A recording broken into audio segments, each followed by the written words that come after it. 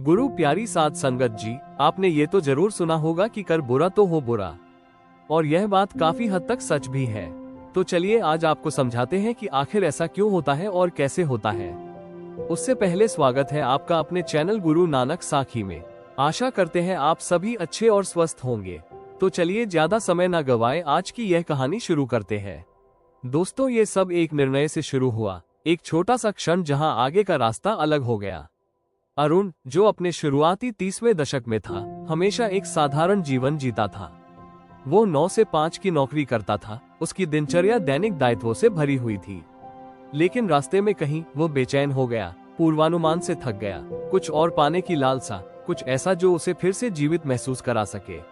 अरुण की कंपनी, एक छोटी लेकिन बढ़ती हुई टेक स्टार्टअप, अपने लक्ष्यों को पूरा करने के लिए संघर्ष कर रही थी।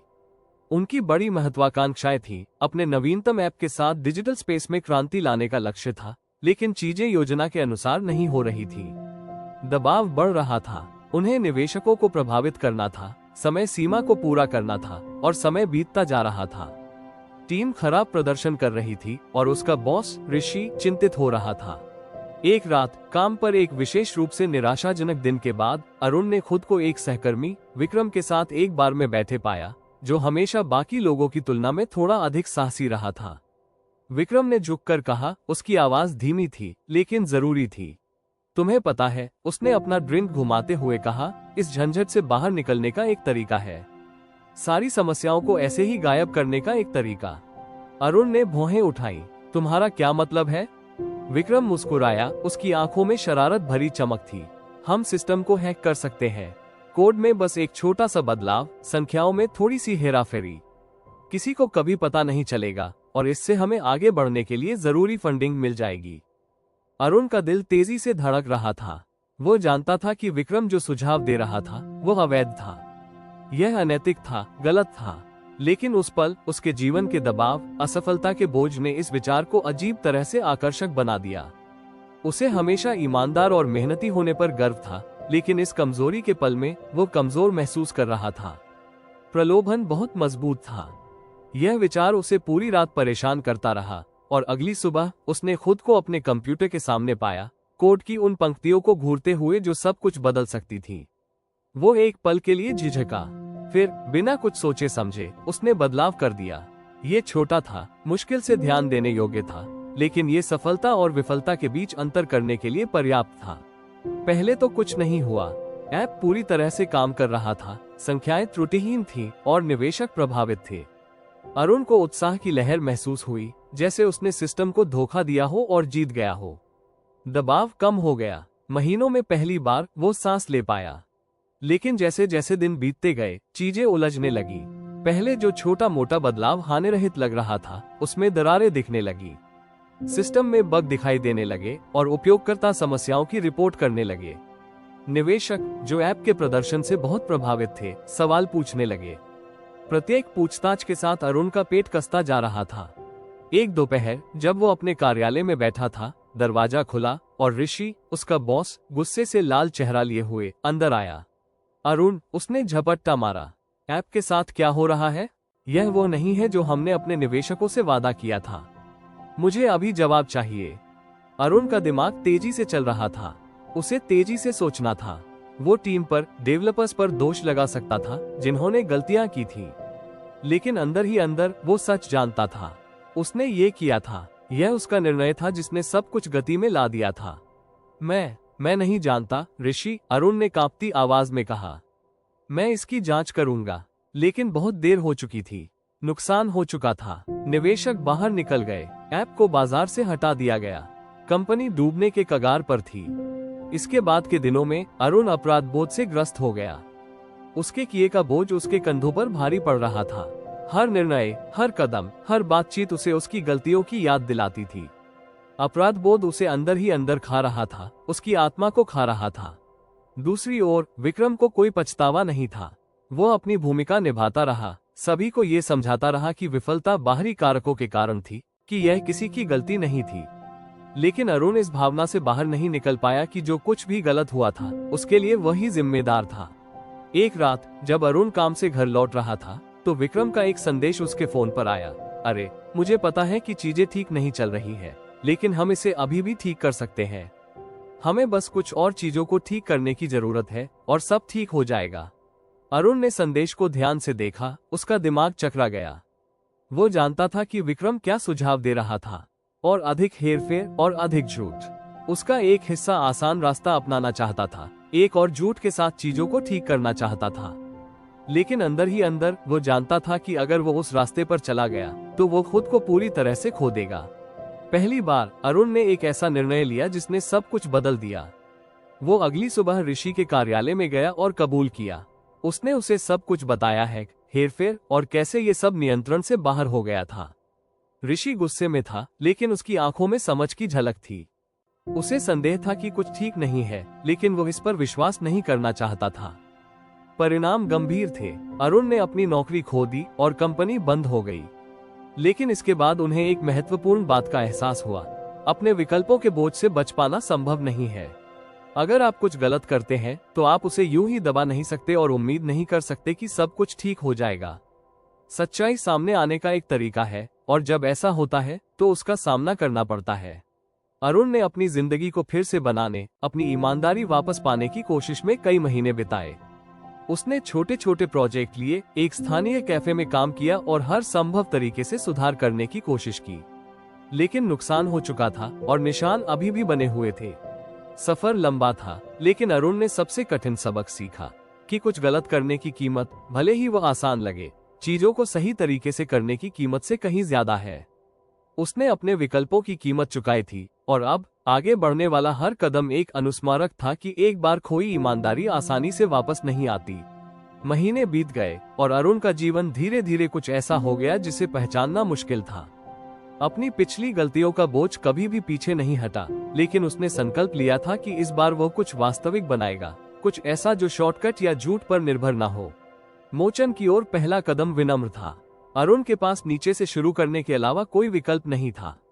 वो एक स्थानीय कैफे में काम करता था, ग्राहकों के लिए कॉफी डालता था, टेबल साफ करता था और दुकान में आने जाने वाले अजनबियों की कहानियां सुनता था। ये ग्लैमरस नहीं था, लेकिन इसकी सादगी में कुछ चिकित्सीय था। हेरफेर करने के लिए कोई संख्या नहीं, हैक करने के लिए कोई सिस्टम नहीं, बस ईमानदार, कड़ी मेहनत। एक सुबह जब वो एक नियमित व्यक्ति के लिए कैपुचिनो तैयार कर रहा था, तो एक बूढ़ा आदमी काउंटर पर बैठा था, उसे सोच समझकर देख रहा था। वो आदमी कैफे में हमेशा आता था, अक्सर अपनी सुबह की कॉफी के लिए आता था और घंटों चुपचाप बैठकर अपना अखबार पढ़ता था। उसका नाम मी शर्मा था, एक सेवानिवृत्त स्कूल शिक्षक जो दशकों से पड़ोस में रहता था। बहुत दिनों से नहीं मिले, मी शर्मा ने कहा।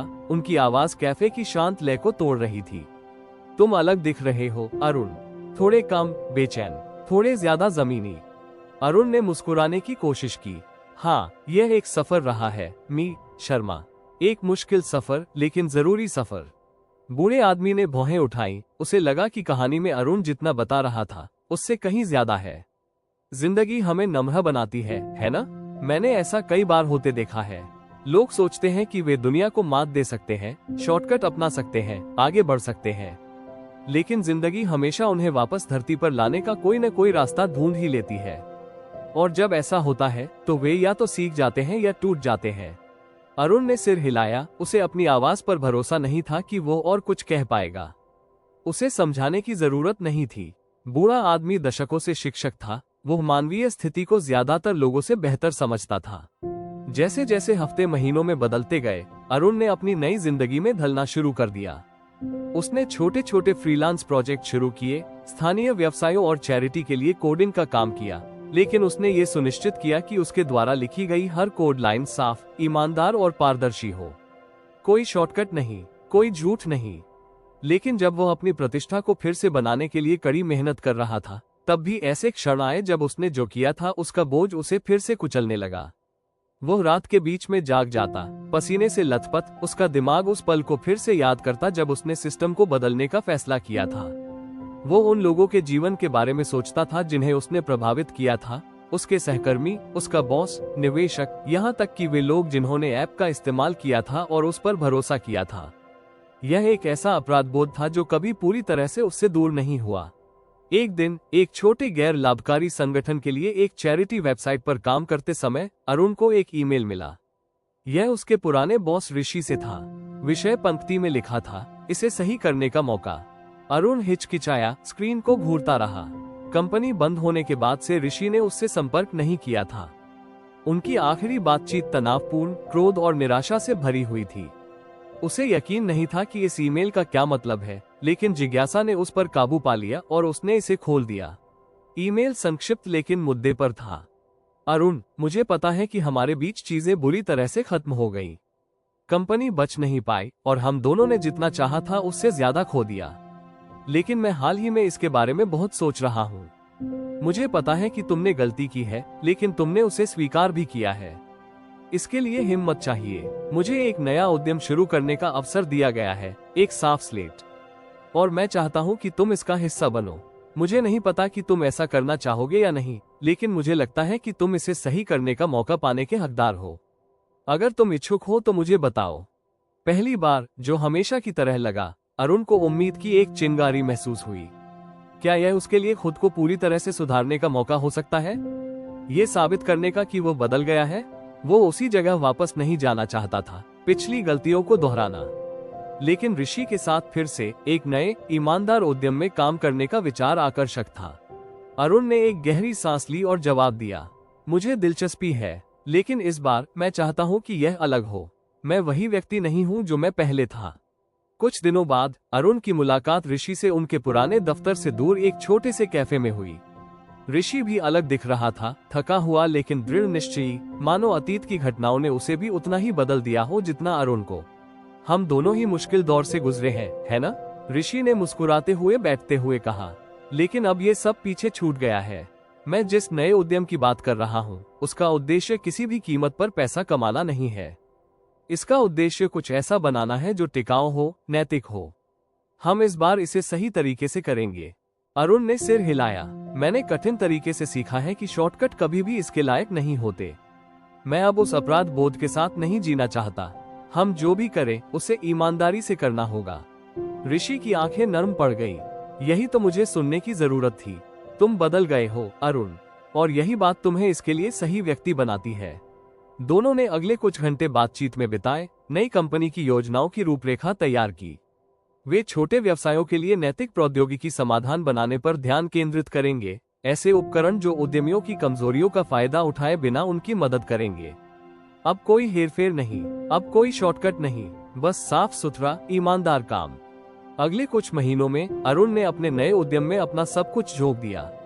उन्होंने अथक परिश्रम किया, कोडिंग, डिजाइनिंग और छोटे व्यवसाय मालिकों के साथ परामर्श किया। बेशक चुनौतियां थीं, लेकिन पहली बार अरुण को लगा कि वो कुछ वाकई सार्थक कर रहा है। लेकिन जब वो अपना नया जीवन बना रहा था, तब भी ऐसे क्षण थे जब वो अपनी गलतियों के बारे में सोचता था, उस पल के बारे में जब उसने अपने मूल्यों के साथ विश्वासघात किया था। और उन क्षणों में वो खुद को सबसे महत्वपूर्ण सबक याद दिलाता था जो उसने सीखा था, चाहे गलती कितनी भी बड़ी क्यों न हो, मुक्ति हमेशा संभव है, लेकिन केवल ईमानदारी, कड़ी मेहनत और चीजों को सही तरीके से करने की प्रतिबद्धता के माध्यम से। जैसे जैसे महीने बीतते गए, नई कंपनी बढ़ने लगी। उन्होंने ऐसे निवेशकों को आकर्षित किया जो नैतिक प्रौद्योगिकी के उनके दृष्टिकोण को साझा करते थे, और टीम का विस्तार हुआ। अरुण और ऋषि न केवल व्यवसाय में बल्कि जीवन में भी भागीदार बन गए। उन्होंने दोनों ने गलतियां की थी, लेकिन उन्होंने उनसे सीखा भी था और उन सबक का उपयोग कुछ बेहतर बनाने के लिए किया था। एक दिन जब वे अपने नए कार्यालय में शहर की क्षितिज रेखा को देखते हुए खड़े थे, ऋषि ने अरुण की ओर मुड़कर कहा, हम बहुत आगे आ गए हैं। तुम बहुत आगे निकल आए हो। अरुण ने बाहर की ओर देखा, अपने अतीत का बोझ महसूस किया, लेकिन दूसरा मौका पाने की आजादी भी महसूस की। यह आसान नहीं था, उसने धीरे से कहा, लेकिन हमने जो बनाया है उस पर मुझे गर्व है, और मैं जो सबक सीखा है उसे कभी नहीं भूलूंगा। अगर तुम कुछ बुरा करते हो तो उसे बुरा ही रहने दो, लेकिन अगर तुम इसे सही करना चाहते हो तो तुम्हें इसे स्वीकार करना होगा। कोई शॉर्टकट नहीं। और इसके साथ ही अरुण को आखिरकार शांति मिल गई। जो अपराध बोध उसे कभी सताता था, अब उस पर हावी नहीं रहा। उसने सुधार किया, अपने जीवन को फिर से बनाया, और एक ऐसा जीवन जी रहा था जिस पर उसे गर्व हो सकता था। एक ऐसा जीवन जो ईमानदार, नैतिक और उद्देश्यपूर्ण था। यह विस्तारित संस्करण अरुण की मुक्ति की यात्रा को और गहरा करता है। वह अपने अतीत के परिणामों का सामना करना जारी रखता है, लेकिन कड़ी मेहनत, ईमानदारी और समर्पण के माध्यम से वो अपने जीवन और करियर को फिर से बनाने का रास्ता खोज लेता है। अरुण ने सफलतापूर्वक एक नई जिंदगी की नींव रखी थी, लेकिन अभी भी उसका एक हिस्सा अधूरा महसूस कर रहा था। नई कंपनी के विकास और नैतिक तकनीक बनाने में मिली व्यक्तिगत संतुष्टि के बावजूद उसका एक गहरा हिस्सा था जो अपनी पिछली गलतियों को पूरी तरह से सुधारते हुए देखना चाहता था। वो जानता था कि यात्रा अभी खत्म नहीं हुई है, न केवल उसके करियर में बल्कि एक व्यक्ति के रूप में वो कैसे विकसित हुआ है। देर रात के अपने चिंतन के दौरान उसे यह एहसास हुआ, उसे हमेशा कहानियां साझा करना पसंद था और शायद यह आखिरकार दूसरों के साथ अधिक व्यक्तिगत तरीके से जुड़ने का क्षण था। अरुण ने बाहरी पुनर्निर्माण पर ध्यान केंद्रित करने में बहुत समय बिताया था, उसका करियर, उसकी प्रतिष्ठा, लेकिन अब जो सबसे महत्वपूर्ण था वो आंतरिक पुनर्निर्माण था। वो ये सुनिश्चित करना चाहता था कि उसने जो सबक सीखे हैं वे केवल उसके लिए नहीं है, वे दुनिया के लिए थे। अगली सुबह जब वो अपनी डेस्क पर बैठा तो अरुण ने फैसला किया कि वो उन लोगों तक पहुंचने का प्रयास करेगा जो उसके अतीत का हिस्सा थे। वो ये दिखाना चाहता था कि बदलाव कोई ऐसी चीज नहीं है जिसे छिपाया जा सके, इसे जीना होगा। अब कोई रहस्य नहीं, सफलता के पीछे छिपना नहीं, ये जवाबदेही का समय था और वो उन लोगों तक पहुंचना शुरू करेगा जिन्हें उसने चोट पहुंचाई थी। विक्रम का ईमेल आने में ज्यादा समय नहीं लगा। अरुण, मैं तुम्हारी प्रगति देख रहा हूँ। मुझे पता है कि मैंने तुम्हारी पिछली गलतियों में भूमिका निभाई थी और मैं माफी मांगना चाहता हूँ। मैं भी बदलने की कोशिश कर रहा हूँ। तुम्हें अपना जीवन फिर से बनाते हुए देखकर मुझे अपनी जिंदगी पर गहराई से विचार करने की प्रेरणा मिली है। मुझे पता है कि मैंने जो किया उसे मैं कभी नहीं बदल सकता, लेकिन मैं चीजों को सही करना चाहता हूँ। क्या हम बात कर सकते हैं? अरुण स्क्रीन को घूरता रहा, उसके गले में गांठ महसूस हुई। वह आदमी जिसने कभी उसे बेईमानी के रास्ते पर ले जाया था, अब खुद मुक्ति की तलाश कर रहा है। अरुण को इस पर यकीन नहीं हुआ। उसने गहरी सांस ली और तुरंत जवाब दिया, विक्रम को मिलने के लिए आमंत्रित किया। उन्होंने वही कैफे चुना जहां सालों पहले उनके रास्ते अलग हुए थे। अरुण इंतजार कर रहा था, लेकिन जब विक्रम अंदर आया तो वो उसके चेहरे पर थकान देख सकता था। हालांकि यह वही अहंकार नहीं था जो कभी उसके चेहरे पर था। इसके बजाय उसमें विनम्रता थी, अतीत की स्वीकृति थी। अरुण, विक्रम ने धीरे से बैठते हुए कहा, मैंने कभी नहीं सोचा था कि मैं यहाँ रहूंगा। मैंने कभी नहीं सोचा था कि मैं इस तरह से तुम्हारे पास पहुंचूंगा, लेकिन मैं तुम्हें देख रहा था जिस तरह से तुमने कुछ ईमानदारी से बनाया है, और मुझे एहसास हुआ इतने सालों के बाद कि मैं अपनी गलतियों की छाया में जी रहा हूँ, और यह एक अच्छी जगह नहीं है। अरुण चुपचाप सुन रहा था, उसकी अपनी भावनाएं उभर रही थी। वो विक्रम की आंखों में पश्चाताप देख सकता था और उस पल उसे कुछ गहरी बात समझ में आ गई। मुझे पता है, अरुण ने उत्तर दिया, उसकी आवाज स्थिर लेकिन करुणा से भरी हुई थी। मुझे पता है कि पछतावे के साथ जीना कैसा लगता है, लेकिन महत्वपूर्ण बात यह है कि हम आगे क्या करना चुनते हैं। विक्रम ने सिर हिलाया, उसकी आंखें समझ की तलाश कर रही थीं। मैं बदलना चाहता हूँ। मुझे पता है कि मैंने जो किया उसे मैं वापस नहीं ला सकता, लेकिन मैं उसे सही करना चाहता हूँ। मैं बेहतर बनना चाहता हूँ। मैं अपनी जिंदगी को फिर से बनाने की कोशिश कर रहा हूँ, जैसे तुमने किया। अरुण ने उसे हल्की मुस्कान दी। ये हर किसी के साथ सही करने के बारे में नहीं है, यह अपने आप के साथ सही करने के बारे में है, और यही सबसे कठिन हिस्सा है, लेकिन शुरू करने में कभी देर नहीं होती। वे दोनों कैफे में बैठे, सहकर्मियों की तरह नहीं, बल्कि दो ऐसे लोगों की तरह जिन्होंने गलतियां की थी और अब एक नया रास्ता बनाने की कोशिश कर रहे थे। उन्होंने घंटों बात की, न केवल व्यवसाय या पिछले निर्णयों के बारे में, बल्कि जीवन, विकल्पों और मुक्ति की लंबी यात्रा के बारे में। अगले महीनों में अरुण का जीवन फलता फूलता रहा। उनकी कंपनी बढ़ती गई, अभी भी ईमानदारी और ईमानदारी के उन्हीं मूल्यों पर आधारित थी जिन्होंने उनके परिवर्तन के दौरान उनका मार्गदर्शन किया था। लेकिन इससे भी बढ़कर उन्हें आंतरिक शांति का एहसास हुआ जो उन्होंने पहले कभी अनुभव नहीं किया था। वो जानता था कि उसने अपना उद्देश्य पा लिया है, गलतियों से बचने में नहीं, बल्कि उनसे सीखने और दूसरों को भी ऐसा करने में मदद करने की प्रक्रिया को अपनाने में।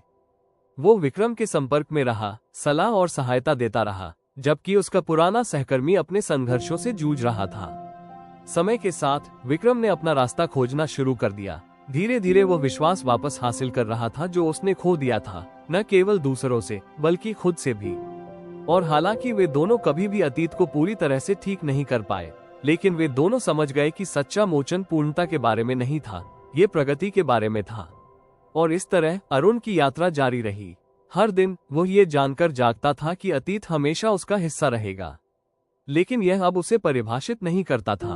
अब जो मायने रखता था वो काम था जो वह कर रहा था, जिन लोगों की वह मदद कर रहा था, और वो व्यक्ति जो वो बन गया था। हर नया निर्णय उन मूल्यों की पुष्टि करने का एक मौका था जिनके अनुसार उसने जीना सीखा था। अंत में अरुण को सबसे महत्वपूर्ण सबक समझ में आया। ये कभी भी गलतियों से बचने के बारे में नहीं है, यह इस बारे में है कि आप उनके बाद कैसे आगे बढ़ते हैं। गुरु प्यारी साध संगत जी, हम उम्मीद करते हैं आपको आज की यह कहानी पसंद आई होगी, और अगर कहानी सुनाते हुए हमसे कोई भूल हो गई हो तो कृपया हमें माफ करना। अगर कहानी पसंद आई हो तो वीडियो को लाइक और चैनल को सब्सक्राइब करना मत भूलना। धन्यवाद दोस्तों।